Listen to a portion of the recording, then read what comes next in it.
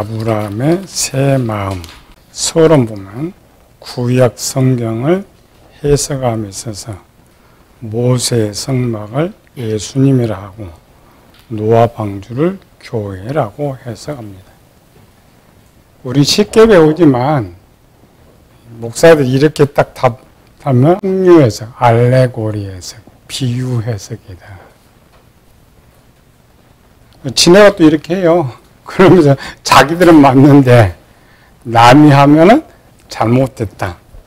이유가 뭐냐면 아까 좀 중간에 빼보니까 왜 예수님이 되느냐, 왜 교회가 되느냐를 성경으로 가르쳐 줘야 되는데 그렇지 않고 아직도 우리 신약시대 2000년이 흐르면서 성경이 완성돼서 우리 주어진 지가 2000년인데 2000년이 흐르면서 지금도 목사들은 설교를 하면서 본문에서 하나님 뜻을 찾는다고 해요.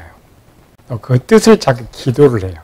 성경이 정경으로 397년 정경으로 신구약 66권이 선포됐을 때에 동시적으로 선포했던 것이 뭐냐면 계시의 완성이에요.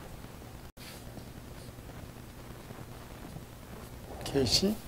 그래서 계시판 생각하면 돼요. 어떤 알지 못한 것이 있는데 알 수 있도록 가르쳐 주는 것. 그래서 요한 계시록 요한을 통하여서 알지 못한 것을 가르쳐 주는 것이다. 계시의 내용. 내용은 영의 세계과.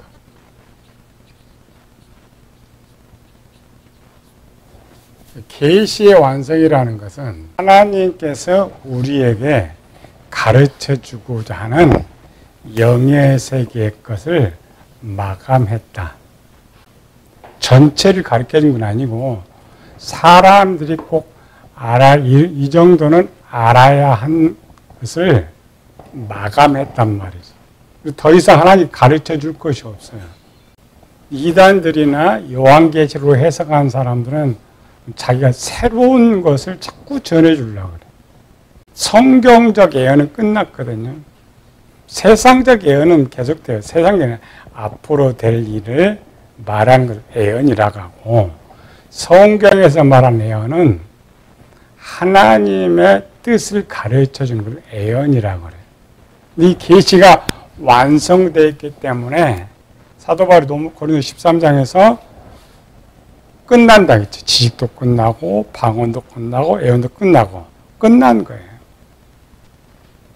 우리는 공적으로 390년에 계시가 완성됐다. 하나님 더 이상 계시하지 않는다. 끝냈는데 아직도 우리는 하나님 뜻을 찾으려고 그래요. 계시에 완성됐다는 말은 성경 안에 하나님께 가르친 답도 함께 있다라는 거죠. 세상은 세 가지라 했죠. 1번 문제집. 두 번째 답. 세 번째 해석집. 답안지 이렇게 되어 있죠. 하나의 책을 담는 것이 아니고 세상은 문제, 수학 문제 하나 해놓고 답이 따로 있어요. 그다음에 풀이 해석집이 따로 있어요.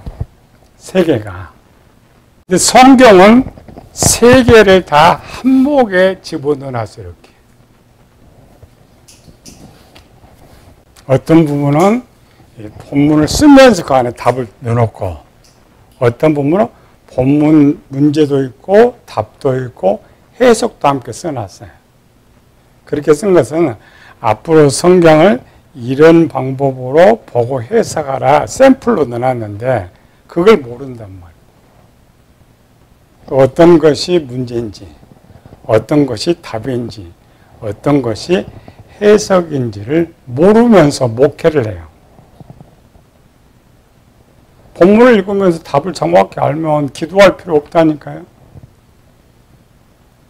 물론 우리가 모르니까 기도를 하지만 정확히 신학에서 답을 정확히 알고 푸는 방법, 공식을 정확히 가르쳐 놓으면 성경 보고 풀으면 해석하면 돼. 뭐 따로 기도하고 시간 내고 할 필요가 없단 말이지. 근데 계시 완성해 놓고 그걸 말을 안 해. 목사를 그렇게 머리 쓰고 한 주일 동안 내 기도하고 답을 찾았는데 그 답이 또 성경이야. 또 하나 답을 찾았다는 건 또 세상 지식이야. 세상 지식으로는 그건 가짜입니다. 문제는 뭐냐? 내가 답을 모르기 때문에 그런 헛된 시간을 소비하는 거예요. 학교에서는 두 개 가르쳐 주죠. 문제집과 해석, 공식. 그래서 해놓고 답안 잡고 맞았느냐, 틀렸느냐 이렇게 돼. 그러나 성경은 세 개를 다 갖고 있다. 세 개를 한눈에 볼 수 있으면 이보다 더 정확하게 해석하고 설교할 수 있는 방법이 없어요. 야곱과 에서의 탄생에서 에서는 먼저 온 자로서 버림받은 사탄이고 야곱은 나중에 온 자로서 선택받은 자로 예수님이라고 자신이 말하면 자기는 정통 해석이라 하고 다른 사람이 그렇게 해석하면 알레고리나 풍요적인 해석이라고 말한다. 선악과는 하나님의 지혜다.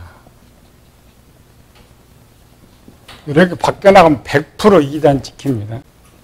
지금까지 목회자들이 친하게 배웠던 것, 교인들이 배웠던 것은 이 선악과는 나쁜 건데 어떻게 하나님 지혜가 될 수 있느냐? 안 받아들입니다. 혹시 아는 사람은 그럴 수도 있다 해놓고 또 뭐라고 하느냐? 알레고리 해석이다. 풍요적 해석이다. 중간이 빠져서 그래요. 항상 실수하지 말라겠죠? 역사로 본 선악과. 역사는 진짜다. 항상 이걸 집어넣어야 돼. 이단은 아예 부정하는 거지. 이단 모든 비유다. 그렇게 자꾸 들어가. 정통어 이거 진짜다 하고 여기서 또 하나의 뜻을 찾으려고 힘쓰는 것이고 본문에 나온 건 어떤 거 진짜로 인정해라. 그러나 하나님의 말씀으로 볼 때 하나님의 지혜로 해석할 때 선악과는 지혜가 된다. 이렇게 설명이 돼야 돼. 둘 다 밑도 끝도 없이 넣어버리면 교인들도 뭔 말인지 모르고 좀 안다는 목사도 저 가짜다. 이단하고 똑같네 이런 거. 설명을 잘해. 항상 할 때 역사로 보면 진짜가 맞는데 우리가 하나님 말씀을 설명할 때는 이 선악과는 하나님의 말씀이 된다.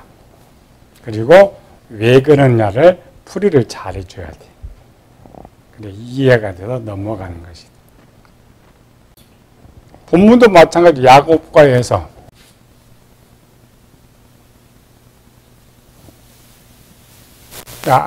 우리는 지금 야곱과 에서를 뭘로 배웠어요?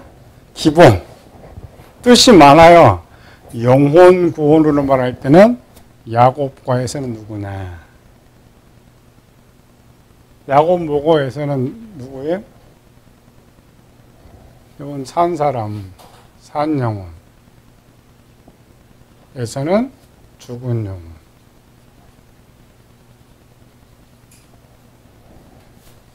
마음으로 볼 때는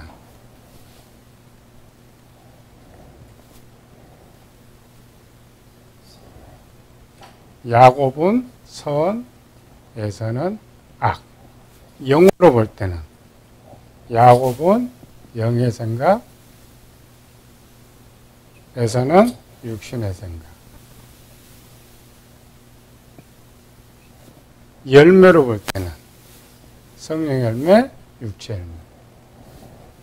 열매. 중요한 거는 야곱과에서 역사 진짜다. 그러나 영혼으로 볼 때에, 마음으로 볼 때에, 육신으로 볼 때 이거를 반드시 설명을 해줘야 돼. 그럴 때에 달라진다. 먼저 오늘은 영혼 구원에 대해서 설명합니다.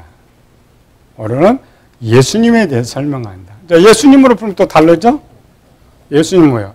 야곱은 예수님. 예수는 마귀. 풀 수 있어요.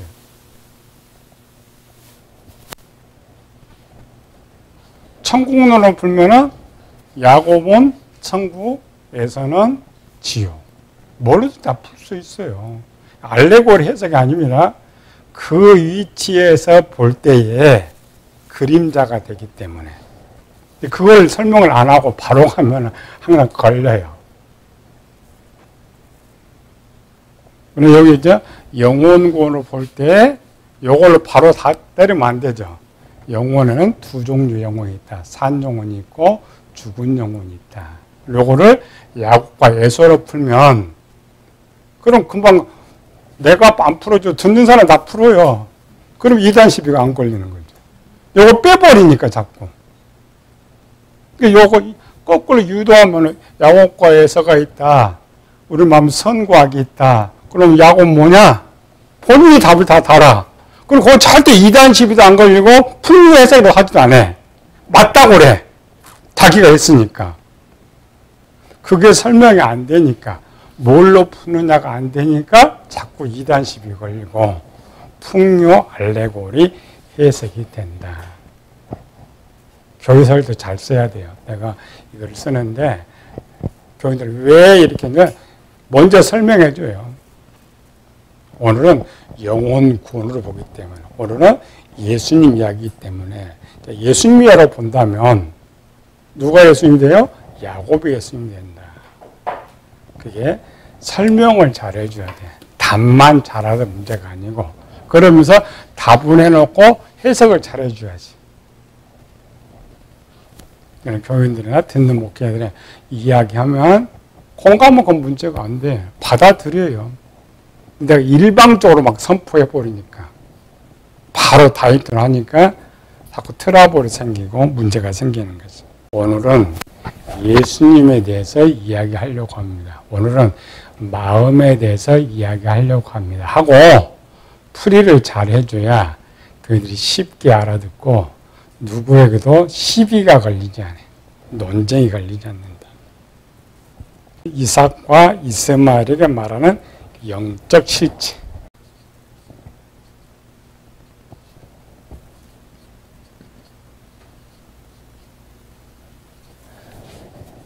저쪽에 말한 가장 풍요적 해석 가장 많이 한 부분이 이 갈라디아서 4장 내용이에요. 이렇게 써놓은 거는 성경을 이렇게 봐라 하게 써놓은 거니까. 갈라디아서 4장 21절에서부터 31절까지 내게 말하라. 율법 아래에 있고자 하는 자들아 율법을 듣지 못하였느냐. 복음.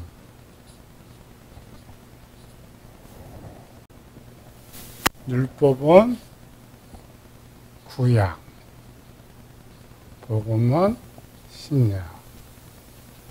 율법은 모세, 복음은 예수님. 또 이렇게도 또 알레고리 해석을 하는데 그렇지 않습니다. 이 정도는 시비는 안 걸려요.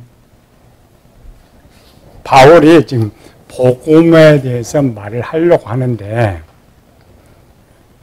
바울의 서신은 두 가지 나오는데 어떤 때는 율법의 폐지를 주장하고 있고 어떤 때는 율법의 살아있음을 주장하기도 하고 율법의 폐지를 주장하고 있는데 이 두 가지를 설명하고 있는데 율법 폐지, 복음 찬성하면서 이걸 어떻게 설명하기가 쉽지 않죠. 율법이 뭐냐 보면 설명하기 쉽지 않죠. 그래서 구약에 이삭과 이스마엘을 비유로 들어서 설명을 해주고 있다. 우리가 말하는 풍요적 해석을 가장 여러 종류로 한 것이 이 갈라디아서 본문이에요. 우리가 이렇게 해석하면 전부 풍요 알레고리 해석이라고 그래요. 근데 본문으로 딱 들어가면 이 본문은 풍요 해석이다 알레고리 해석이다 말하는 사람 하나도 없어요. 왜? 바울이 말했으니까. 22절 기록된 바 아브라함에게서 두 아들이 있으니 위에는 누구에게 두 아들이? 아브라함에게서 두 아들이 있다. 하나는 여종에게서, 하나는 자유 있는 여자에게서 낳았다 하였으니. 자유, 여종.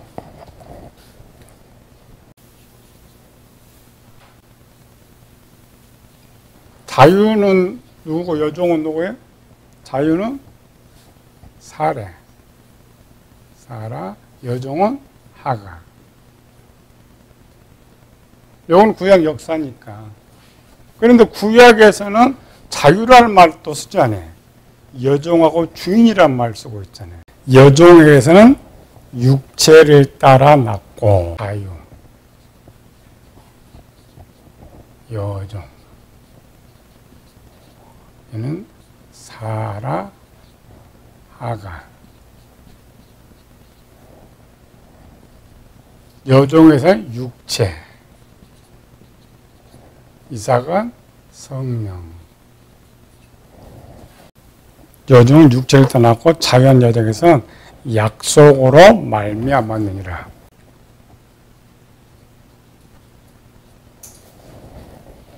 이것은 비유니. 사람들이 이것 때문에 탄생한 거예요. 아, 이거 다 비유다. 예수님이 다 비유다겠다. 그러지 않냐고. 1번 뭐라고? 1번은 역사는 진짜다.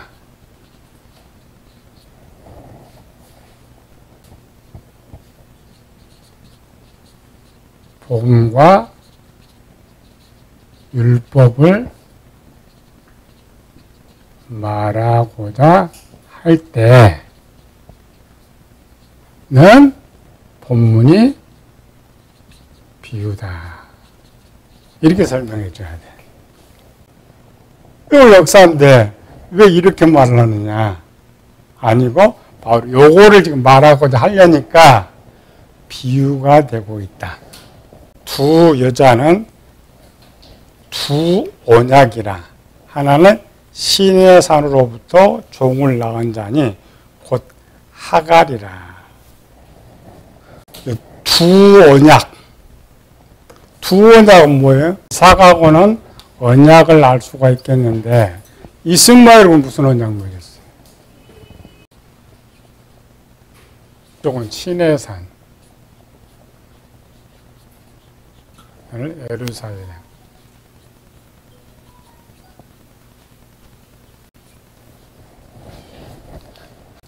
어디 위에 있는 예루살렘은 자유자니 곧 우리 어머니라. 좀 기록된 바 잉태하지 못한 자여 질구하라. 산고를 모른 자여 소리질러 외치라. 이는 홀로 사는 자의 자녀가 남편 있는 자녀보다 많음이라 하여서 이가 언약입니다. 형제들아 너희는 이와 같이 약속의 자녀라.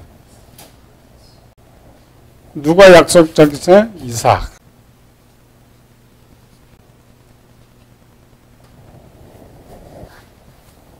그러나 성경이 무엇을 말하냐? 여종과 그 아들을 내쫓으라. 여종의 아들과 자유 있는 여자의 아들과 더불어 유업을 얻지 못하리라.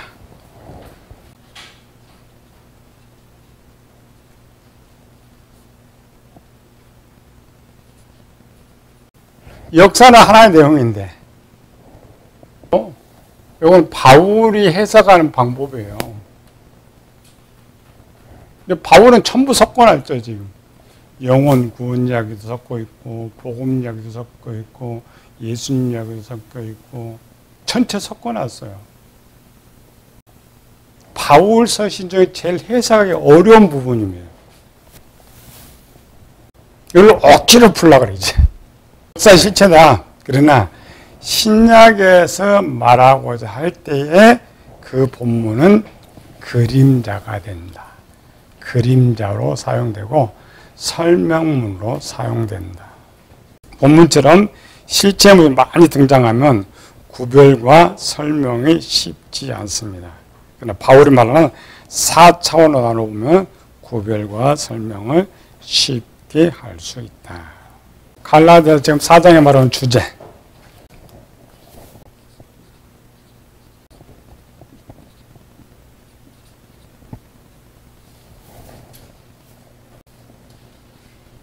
이 성경 장을 잘 읽는 게 중요한 건 아니에요. 이 본문을 왜 쓰고 있느냐. 이게 제일 중요하단 말이죠.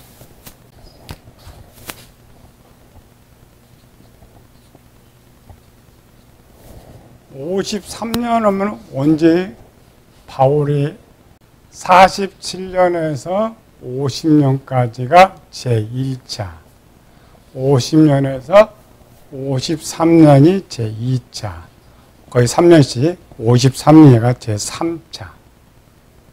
53년도는 당시에 무슨 상황이 가장 크게 벌어졌냐면 사도행전의 중요한 예루살렘 공의회, 첫 번째 공의회가 몇 년도?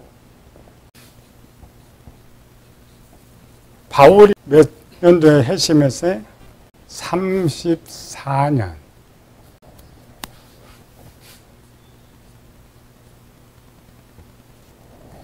BC 4년부터 해서 10년에 예수님이 승천하시고 그 4년 후에 바울이 회심하고. 바울이 몇 년 준비했다고요? 13년. 그럼 토탈 몇 살? 바울이 47년이 뭐라? 바울의 1차 전도여행, 안디옥에서 파송할 때. 바울이 회심하고 부름받으면서 첫 번째 선교사로 파송되기까지 준비가 13년을 했다. 그 중에 한 3년 동안은 아라비아로 가서 성령 하나님 직접적인 훈련을 받았다. 바울이 47년도에 나가면서부터 2차 언제까지? 47년에서 50년. 50년에 무슨 일이 벌어졌어요? 바울이 예루살렘에 오고 있는 중에 이 3년 동안 벌어진 사건이 있었어요.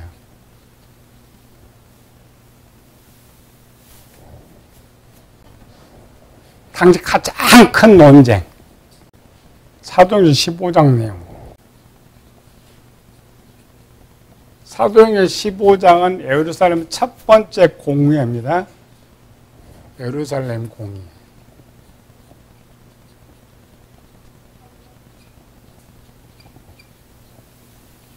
공의회에서 다루어졌던 내용. 이 공의회가 AD 50년에 벌어진 거예요.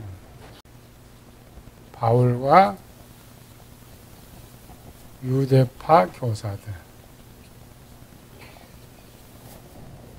바울은 오직 믿음.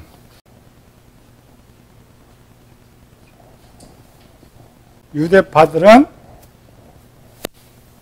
예수님도 믿고 플러스 율법 플러스 할례. 할례를 해야 구원을 받는다. 바울이 안 나갔더라면 이런 논쟁이 없었어요. 가르친 사도들의 가르침만 되니까. 이 논쟁 때문에 바울이 돌아오면서 그 문제를 가지고 예루살렘 공의회한테 질문을 한 거예요. 우리가 복음을 전하는 곳에 유대파 교사들이 와서 이것도 행하고 이것도 행하고 구원을 받는다 하는데 결정을 좀 내려주세요. 그래서 50년에 예루살렘 공의회가 열렸던 거예요. 예루살렘 공의회에서 잘 다뤄줬으면 괜찮았는데 잘 다뤄주지 못하면서 발생한 것이 거짓 교사들이 등장해요.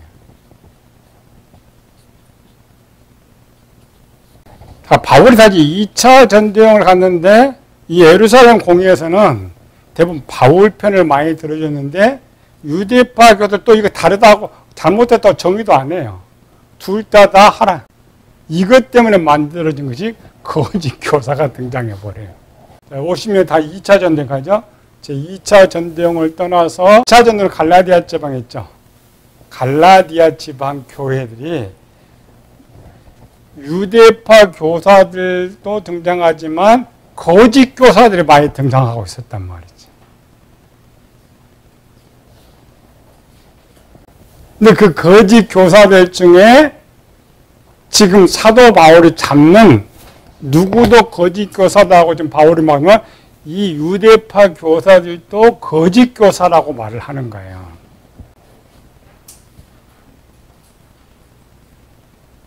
갈라디아서 좀 써요. 갈라디아 지방은 이쪽에 1차전 몇 군데만 했고 2차전에 가면서 돌아가지만은 이미 교회가 많이 생겼죠.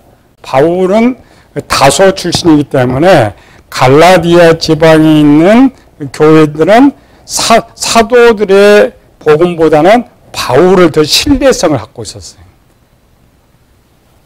바울의 이신책에 더 묵혀 들어갔어요. 근데 바울의 이신책을 가장 많이 방해한 쪽이 유대파 교사들이었단 말이지. 갈라디아 교회는 어떤 걸 선택해야 하잖아요, 지금. 바울의 가르침을 따라야 되느냐. 물론 바울이 개척한 더베나 루스드나 이고든 이쪽 교회들은 바울의 말에 신뢰성이 있지만은 그 주위의 교회들은 이 바울의 이신책이 또 전파되어 있어. 전파되어 있는데 저들은 선택을 해야 돼요. 바울이 세운 교회도 아니고 바울이 가르친 교회도 아니고 그런데 교회는 세워졌는데 전부 누가 덮고 갔냐면 유대파 교사 다 지금 덮고 갔단 말이죠. 그래서 갈라디아 교회가 바울에게 질문을 했던 거예요. 어떤 것이 맞습니까? 우리가 바울 당신의 말을 들어야 됩니까? 아니면 유대 교사들의 말을 들어야 됩니까? 논쟁이 이겁니다. 이 문제를 뭘로 해석했냐? 지금 이삭과 이스마엘을 비유로 해석했단 말이지. 바울은 이삭이 되는 것이고 유대파는 이스마엘이 되는 거예요. 그게 갈라디아서예요. 바울은 지금 이걸 이야기하려는 거 아니에요. 본문에 잘못 들어가면 안 돼요. 이거를 자세히 설명하면서 왜 내가 말하는 것이 진짜냐를 지금 설명하는 거예요. 내가 지금 저 이삭과 이스마엘 해석을 잘했는데 그럼 너희 생각에 내가 해석을 잘했느냐 잘못했느냐. 그럼 받는 사람들 바울의 해석이 잘못됐다고 그러면 누굴 따라야 돼요? 유대파 교사들 따라야 되고 바울의 해석이 올바른 해석이라면 바울의 말을 따라야 되는 거예요. 그래서 바울이 자기 말에 신뢰성을 줘야 되기 때문에 많은 내용들을 가지고 하는 거야. 그 안에는 바울이 장차 가르치고자 하는 내용들, 각 교회의 내용들을 거기 다 담고 있었단 말이죠. 근데 여기 설명하려면 갈라디아 교회들은 받아들이기 쉽지는 않아요. 그러나 그때 육체를 따라 난 자가 성령을 따라 난 자를 박해한 것 같이 이제도 그러하니라. 사도행전 15장에 50년의 공회가 있었다 했죠.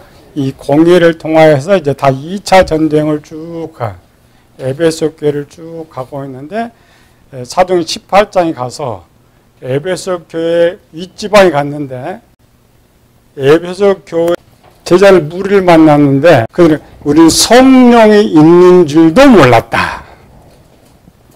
사도행의 내용이 그렇게 나오죠. 이 말은 당시의 유대파 교사들이 예수님은 믿지만은 성령이 뭔지도 모르는 사람 교사를 많았단 말이죠. 그리고 17장에는 아볼로, 당시 가장 유명한 아볼로가 등장하고 바울은 이 당시 본 거죠. 예수님 믿어도 이들은 성령으로 거듭나지 못했는데 지금 가르치고 있고 자기는 성령으로 거듭나서 가르치고 있고 그래서 바울에게는 성령으로 난 사람 육체를 따라 난 자 이렇게 하는 거예요. 그러니까 중생까지도 모두 하나님 자녀도 아닌데 쟤들이 하나님 자녀 나를 박해한다. 내 말을 무시한다. 너는 내 말을 믿어라. 신뢰하라. 그게 갈라디아 4장 내용이었어요. 바울의 4차원 길이, 두 번째 높이, 세 번째 넓이, 네 번째, 깊이. 1차원, 2차원, 3차원, 4차원. 설교는 어디 들어가야 된다고요? 싹. 이게 본문이죠. 이삭이 나왔어요. 설교는 영혼에게 주는 하나님의 말씀이에요. 설교는 영혼이 나와야 돼. 길이에 뭐가 나왔다고요? 나, 높이는 영혼. 이거는 영혼의 구조.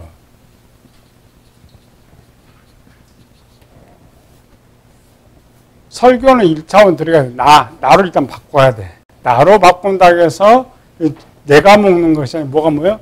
영혼이. 우리는 1단. 2단들은 2단. 1은 2단이 아니고 잘못된 것을 2단이라는데 영혼이 먹는 설교를 하기 위해서 최소 어디 가야 돼요?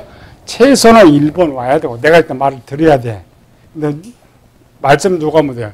영이 먹어야 되니까 영혼으로 와야 돼요. 살 영혼, 죽을 영혼. 산 영혼, 병든 영혼, 죽은 영혼. 바울은 이제 양쪽에 쉽게 두 개를 구별했어요. 요걸 하나 빼놓고. 이삭과 이스마엘. 이삭은 어떤 쪽? 살 영혼, 산 영혼. 이스마엘은 죽을 영혼, 죽은 영혼.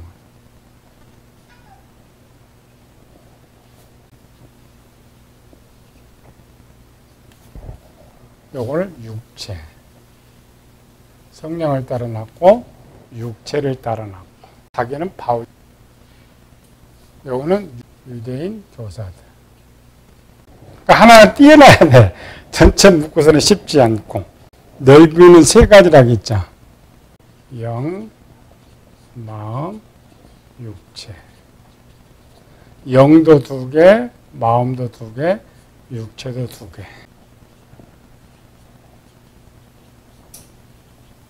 이삭은 복음, 이스마엘은 율법. 율법은 구원을 얻지 못해요. 복음으로 구원을 얻는 것. 사람 속의 깊이로 보는 생각. 이삭, 이스마엘.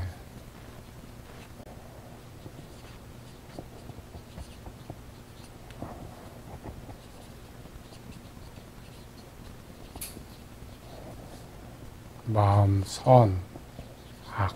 이렇게 구별을 시켜놔야 갈라디아서를 해석합니다. 하나 띄어서 해석해 줘야 돼, 이렇게. 우선 묶어놓고 뭔 말인지 도대체 해석도 어렵고 듣는 사람도 어려워. 그러니까 이번 주는 이쪽, 이번 주는 이쪽, 이번 주는 이쪽. 근데 사도 바울 말은 뭐냐면 나는 이런 하나님 죄를 다 알고 전하는데 이스마엘 육체로 난 유대 교사는 이런 게 있는 줄 몰라. 밖에도. 창세기 11장에서 창세기 24장. 이 전체를 한 눈으로 담고 한 그림에 담아야 누가 보여? 아브라함이 보는 거죠. 주인공이 등장할 때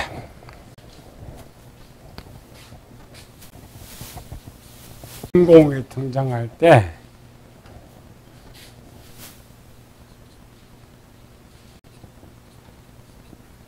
등장하는 모든 사람들은 누구다? 아브라함이다.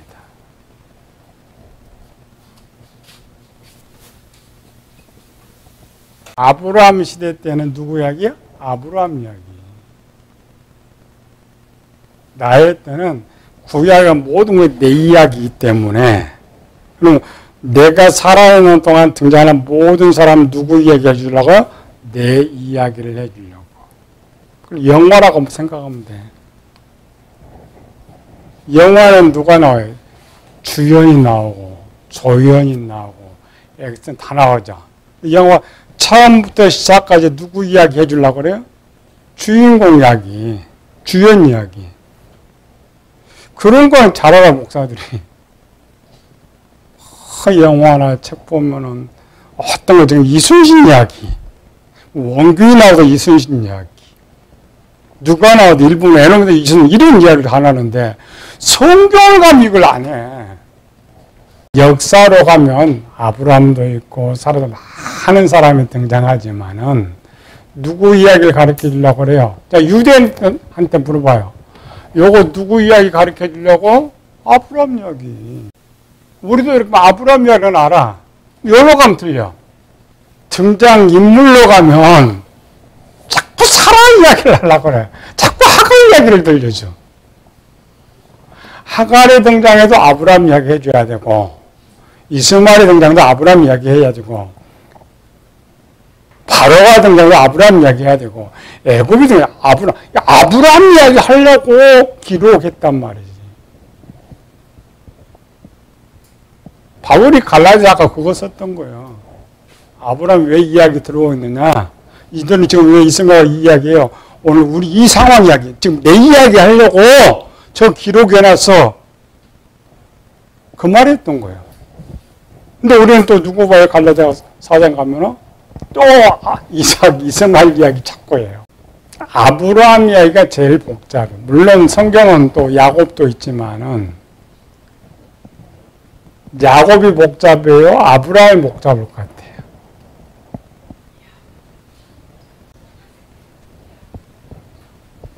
야곱은 25장에서 태어나기 시작해가지고 50장까지 하니까 야곱이 복잡해? 장수가 많대 복잡한 건 아니에요. 왜 아브라함의 기록이 많다고 하느냐? 아브라함은 불신자에부터 시작하니까 야곱은 태어나면부터 산자로 태어나기 때문에 장은 설명이 많아도 아브라함 거에 더 복잡한 거예요. 또 등장인물도 야곱의 역사 그 기려도 등장하는 사람하고 아브라함의 등장하는 인물 보면은 아브라함의 등장인물이 더 많아요.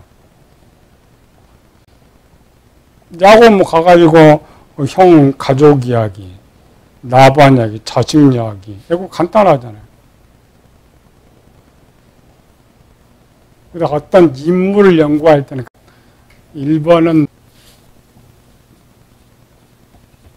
등장 인물들. 하나님 두 가지 이야기한다고 했죠. 하나님 이야기를 하는데 사람을 통해서 이야기해 준다고 했죠. 인물들을 쭉 기록해. 두 번째로는 사물들.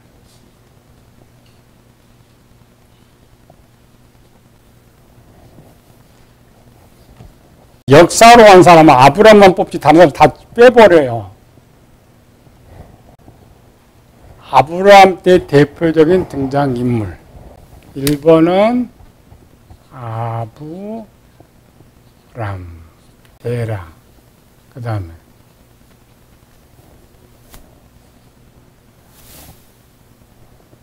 하란, 형부터 나홀. 그 다음 론. 그 다음에 아내들 안 나와? 나홀이 아내 사레, 빌가. 최소 첫 번째 여기는 아브라함이 가나안 땅에 들어가기 전에 사물로 우르, 하란, 고향, 친척, 아버지의 집, 사물입니다. 사물도 아브라함 이야기예요. 사도 바울이 갈라디아 4장에서 이삭과 이스마엘을 들어오면서 모든 걸 다 끄집어내듯이 아브라함도 마찬가지. 가나안 땅 들어가서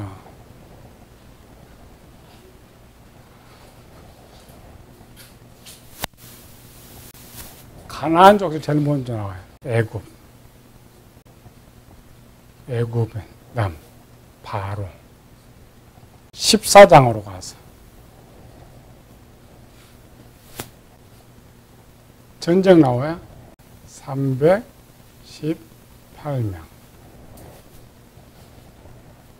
그 다음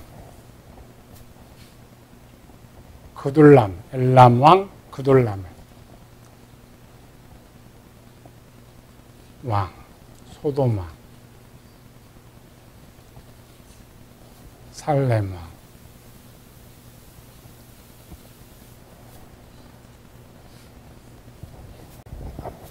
이런 등장인물 많아요. 전부 아브라함 이야기예요.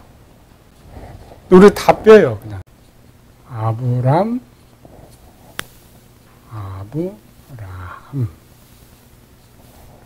1번 겁니다. 아브라함이 누구냐. 2번은 아브람, 롯. 3번은 아브람, 바로. 9죠. 4번은 아브람, 그랄왕, 엘리멜렉. 그냥 그랄. 이거는 애굽왕. 형제 아브람, 데라. 아브람, 나홀. 대충 남자들 이렇게 나오지? 아브라함과 대립되는. 여자를 붙여서 아브람, 사레. 애들 아브람, 하갈.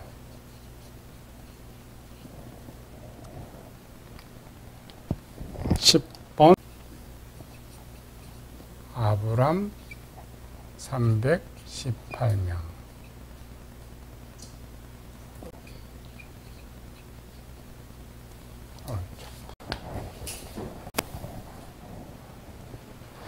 많은 인물이 등장하지만 아브람과 직접적인 대립적인 관계. 이렇게 딱딱 잘라놓으면 연구가 빨라요. 시와. 역사람은 절대 이거 못 봅니다. 이럴 때에 누가 되느냐. 아브람 쪽.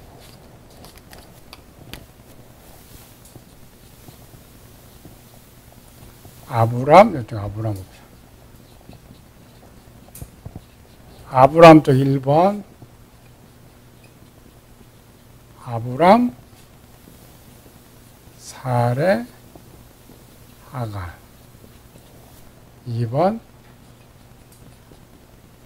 아브람, 사레, 하갈, 이스마엘. 뭐 사물 지금 다 좀 빼놓고 사람과의 연결. 아브람,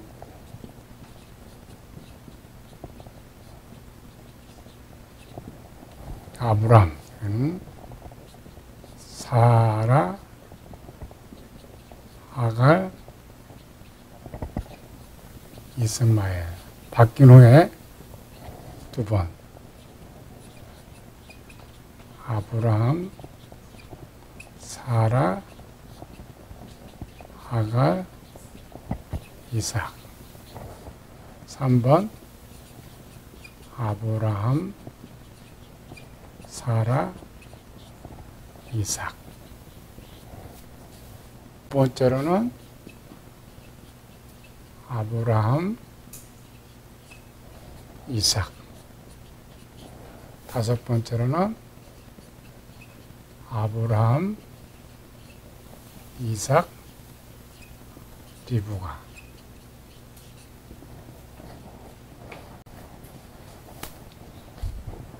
이렇게 보니까 편하네. 아브라함을 안다라는 것은 영혼권을 다 알 수가 있다. 딱만 해도 우루, 두 번째 우루 가나안, 세 번째 가나안 애굽, 네 번째 가나안 블레셋.